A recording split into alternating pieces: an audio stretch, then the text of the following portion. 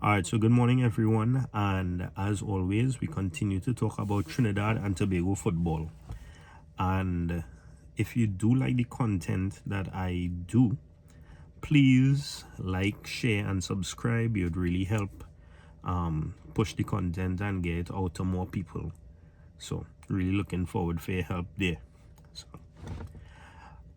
there was an article that came out yesterday in the Trinidad and Tobago Guardian in which former sports minister, now football analyst Kenneth Butcher, has called for the resignation of the Trinidad and Tobago head coach, Mr. Dwight Yorke. And I know that we are all in a position that is a little bit concerning to us. In the article, he also mentioned that we have 1 point in 2 games and we currently sit third in our group, which I guess everybody kind of knows by now.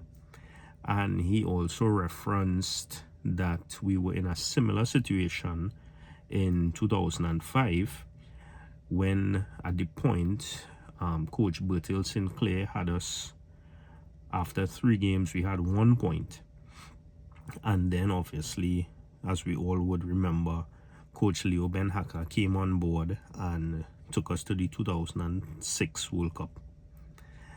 I know that there are striking similarities as to where we are now. And as I mentioned, 1 point from 2 games. But I also think that it is a bit premature to call for the coach's resignation, because as of last week, I think we were able to amend the grandparent law, and we are supposed to have, if the article is right, 40 players who are interested in playing for us. I'm very, very interested to see who those 40 players are and what they could add to the team. I know some names, but I'm really not going to mention anything right now about that. So we have an opportunity where the government is on board and they have done their part to make sure that we have access to all available resources, or as much resources as we could, to get us to the 2026 World Cup.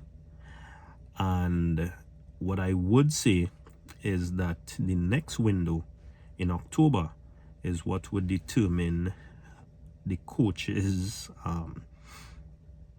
lifespan in terms of whether he remains Trinidad and Tobago coach. Unfortunately, that would also kind of determine or make a big step in determining whether we make the 2026 World Cup, whether it be by playoff or whatever. But it is a little bit premature.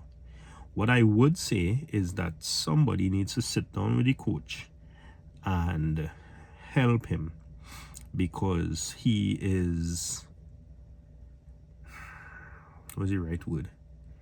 Cocky is one thing, and in football you always want to be on a high and a positive, but confident and being the person who doesn't want to hear from anybody else could be a bit detrimental. Why I say that, there was an interview with Jack Warner on I-95.5, and he said that Dwight Yorke needs help. Obviously, he doesn't mean it in a derogatory way, right? He means that he needs a better support system around him. Dwight Yorke basically replied and said that Jack Warner is a little bit too old and doesn't understand how football has progressed. And that is some very strong words from somebody who would have mentored you and given you a break in football, but that is not my concern. That is their conversation. There was someone who asked about team psychologists and making sure that we have our players in the right frame of mind. Dwight Yorke basically said that he does not need a team psychologist.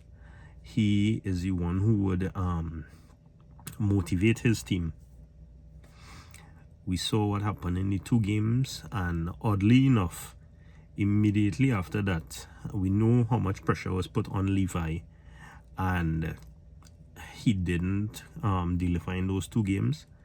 He went to his club in Russia a few days after, I think like about 3 or 4 days after, and scored a brace.